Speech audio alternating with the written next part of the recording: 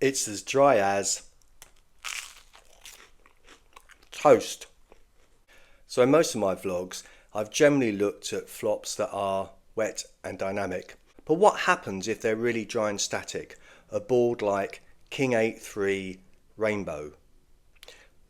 You're the pre-flop aggressor. You've been called in the blinds. You've ranged c-bet on the flop and it becomes a brick on the turn.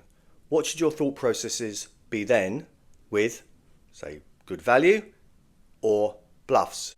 With a thick value hand, say like King Queen or King Jack, really you want to try and bet small because you want to try to target the underpair range or weaker kings that your opponent has. Also, if you block top pair, so you've got a set of kings, again, go small because you want to get that call from those weaker hands, that weaker range. It could be quite difficult to get a call from a King X because there's only one left. But if you've actually got thick value plus, so say Ace King or King 8, you turn King 4, you've got a set of 8s that unblock a king. This is when you can actually use the overbet on the turn to target that King X.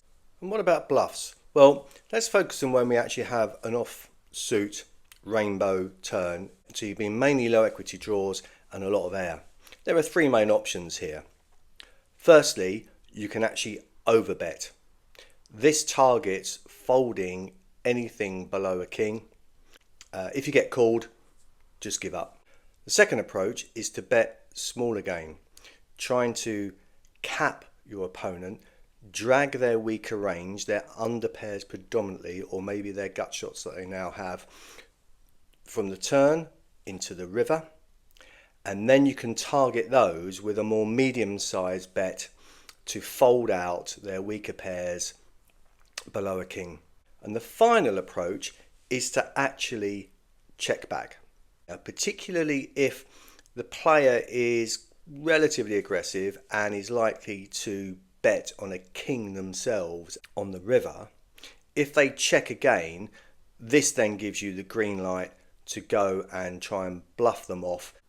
Overall in these approaches, it's really good to know your customer, whether or not they're the sort of player that you can actually get them to fold a king, or if not, actually target the weaker part of their range below a king.